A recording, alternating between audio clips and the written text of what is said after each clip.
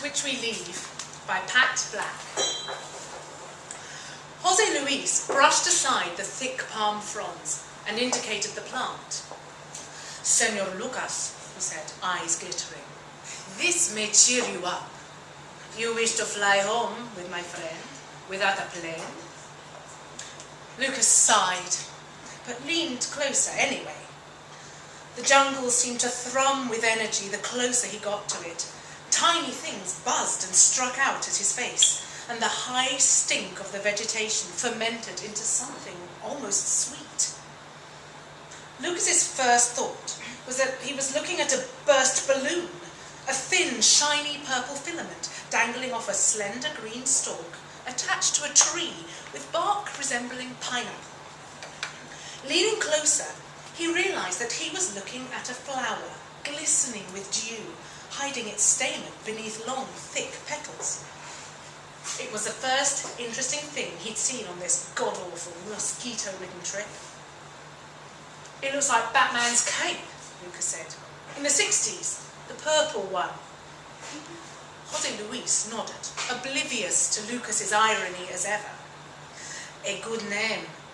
You would like to try?" He gripped the petals and almost immodestly raised the flower's skirts. A cloud of tiny flies danced around the delicate stem. Lucas snorted. "Tripping on a boat in the middle of the jungle?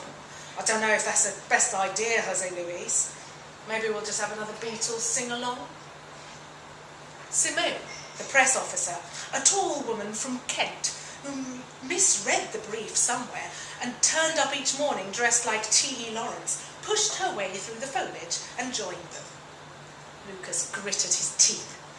PR, the worst thing about press trips. The junket to the Amazon had seemed such a good idea at the time. Time out of the newsroom at his down-market tabloid, expanded horizons, a better class of photo clogging his hard drive. Ever since he'd landed in Iquitos, the whole endeavour had borne down on him like a thundercloud. "What have you found, then?" Simone cried. "Oh, what a lovely shade of purple!" She snapped a picture, then insisted that Jose Luis and Lucas posed side by side in front of the plant. Lucas made sure he didn't brush against the petals, but crossed his eyes the instant the camera flashed. "Don't worry, my friend," Jose Luis said, patting Lucas on the back. "The flower is not the part which causes the dreams." "What sort of dreams?" "You will meet the tree god. Everyone does." "I'm tempted," Lucas said. "Maybe he can do something for my geranium back home." "He can do many things." Lucas chuckled. "What do they call the plant? Yeah, what's his disco name?" "God's flute." Lucas snickered. Jose Luis didn't. Simone led the tour group through the village like a galumphing girl guide to patronise the locals. Everyone was under 30, it seemed, and most of the mothers no more than 15. Wide-eyed children clung to them as the other gringos threw sweets and kicked footballs into their midst. Muttering darkly about bread and circuses, Lucas wandered over to the football pavilion, a death-defying structure made out of rope, branches, and green wooden benches cracked into foot-long splinters, overlooking a threadbare football field with sagging goalposts. "I'm going to send some cash for a new set of goals," Lucas told Jose Luis. "Imagine pinging one in from 30 yards and it gets disallowed because the crossbar is V-shaped. It's not on." Jose Luis, seemingly oblivious to this comment, said, "You are still curious about God's food?" "Very much so, but I don't think it's a good idea to do it on a boat in the middle of nowhere. Too many crocodilias." Later, Jose Luis and the two other tour guides took them down the ancient river on smart little skiffs, pointing out the wildlife hanging from the trees as spray from the water doused the passengers. The day was warm, but overcast, and not as humid as Lucas had been led to believe. With the greenery all around, fringing the brownish river, it could have been an English summer's day. And then the special effects kicked in. Turkey vultures swooped in, big enough to bend the trees over wherever they landed. Screaming monkeys with skull faces threaded through the branches. A bright pink river dolphin breached with a raspberry snort, close enough for Lucas to reach out and touch. Sloths dangled from trees with their racy leopard skin hides, prompting sincere questions as to how they managed to breed. In a reedy cove near the shore, they fished for piranha with slivers of meat hooked onto sticks, the lines dancing in the water as the flesh was plucked off. Only Simone actually caught one, a small creature with a bright red belly which fought so hard for life they freed it. Strangest of all was the blue morpho butterfly, a frozen thunderbolt, an electric snowflake, as insouciant as it was spectacular. As darkness fell, the colours of the rainforest bled into the water, billowing over the slick tops of giant lily pads. Lucas, his world-weariness sundered, snapped dozens of photos, scarcely believing such a tableau could exist before his eyes, and not on a cinema screen. The insects and beasts shrieked as the sun slipped away, and where the sunlight left off, the fireflies took over. Green sparks crackled through the air at all points, blending into the perfect starfield above.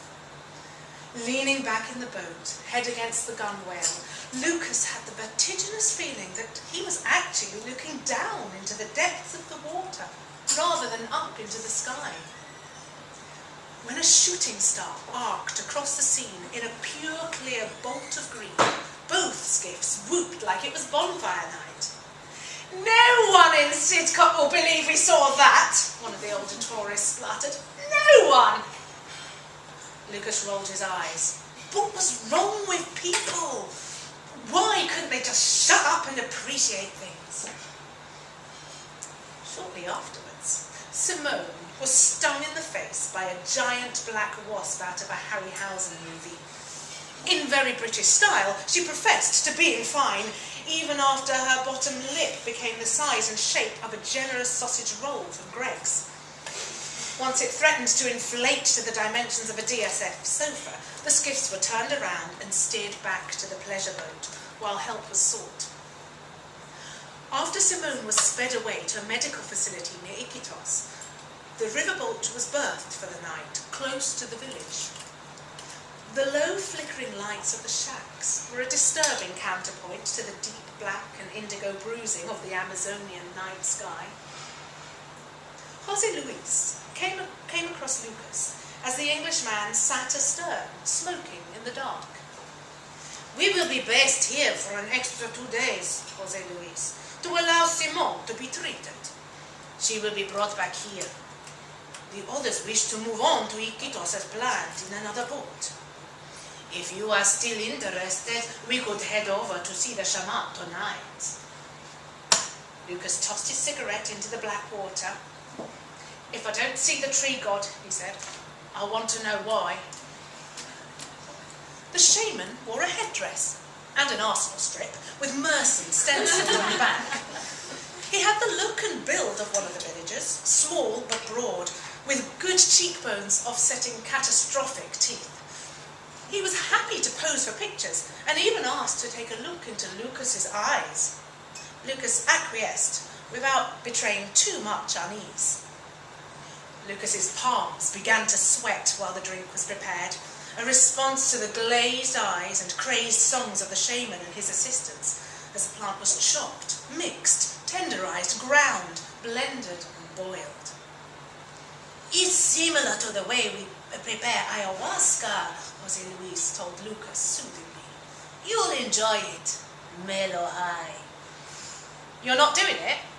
"No, I only do it once a year. It is not wise to trouble the tree god more than that. You'd go crazy, man." "Now you tell me." The cup was warm when it was passed to Lucas, the brew cloudy like old dishwater. It stung the back of his throat as he sniffed it. Oh well, when in Rome, here goes. Lucas drank it all in one draught. The shaman applauded. Wincing, Lucas upended the cup and placed it on the top of his head. "We're in the jungle, baby," he said. "Let's boogie!" The next morning, or perhaps the one after that, Lucas sat on a tree stump and traced his fingers along a vine, giggling as it twitched and writhed under his fingertips. "All plants are ticklish," he mused. Every tone of green seemed so much sharper than before. Above the vine, 2 pink-toed tarantulas edged up the tree bark, and Lucas wondered, A, if they were real, B, if they were poisonous, and C, if they too liked to be tickled. Then a pair of bright red eyes opened up on the bark. "Hello, Lucas," said the tree god. Its voice was not imperious.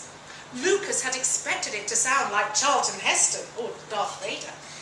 It was friendly, rich and pleasant, like the mid-morning DJ Lucas didn't like to admit listening to. "Hey," Lucas said, "I've forgotten I was supposed to meet you." He stood up and peered at a face, and yet not a face, an aggregate of vegetation, light and shadow, a gnarled visage framed by leaves. Though the eyes were red, they had the warm tone of a Christmas jumper, not brutal like blood. "I'm very pleased to meet you," the tree god said. "I rarely meet any white men. You're not missing much. Please, sit down." Very kind. The tree god's face moved effortlessly from tree to tree, following the shape of the bark like a projection. "Is there anything you would like to ask me?" "You know, I hadn't thought of anything." "All the wonders of the universe, and my mind's a blank." "You can ask me anything you like. Be selfish. What would you like to know?" "I want to know how to get what I want," Lucas said. "I want to succeed. I'm 33 years old and I'm earning the same as I did 10 years ago, while that PR gimp, Simone, is probably on 60 grand a year. For what? Speaking bad Spanish and patting poor people on the head. Guys I went to school with are driving bloody Bentleys. One of them has a wife who's a tennis champion. Their kids are winning spelling bees, for God's sake. Oh, sorry, God. No blasphemy intended.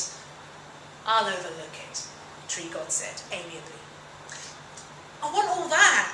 I want the Sunday supplement restaurant column, the Groucho membership. I want to be the guy I thought I was gonna be." "It's not as difficult as you might imagine," the tree god said soberly. "From my perspective anyway. It's not that important either." "It is to me," Lucas said with feeling. "I can give you what you want, such as it is. Much obliged. Hey, I really like your forest.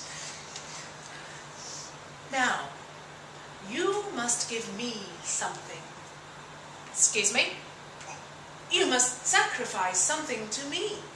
The forest static rose in pitch as the tree god fell silent. "Sacrifice? What do you mean? Like blood? A finger?" "Only you can decide what your sacrifice will be. If you wish to succeed, you must give me something. The two will entwine. I will wait until you decide what to give." The shriek of the jungle became unbearable. Much later, Lucas sipped a cup of tea proffered by Jose Luis, not without suspicion, and shivered beneath a blanket. His clothes were ragged, and even the villagers were horrified at his pallor. The pleasure boat was berthed. Simone had responded well to antihistamines, and the remaining party was ready to continue its journey downriver. "You're called out many things," Jose Luis told him. One of the words I heard was sacrifice. Did the tree god ask you to give him something? Lucas smiled. You're very chatty about the tree god all of a sudden. A request for sacrifice is a great thing. It means the tree god has bestowed a favor upon you. I will not ask what the favor was, but I will ask, what did you sacrifice? I'll tell you, Lucas said, draining the last of his tea. I was thinking about giving him my little toe on my left foot. The nail went black after I did the marathon, and it's never been the same. But then I had a better idea. Simone appeared on the deck, waving frenziedly at Lucas, a sticking plaster pulsating across her lower lip. Lucas waved back, smiling. I gave him my anger, Jose Luis, my bitterness, every bit of poison in my heart. I laid it all down for him, and he was very, very pleased. Jose Luis laughed and clapped him on the shoulder. Lucas fixed his silly hat to his head and followed his guide to the jetty in the clear, bright Amazon morning.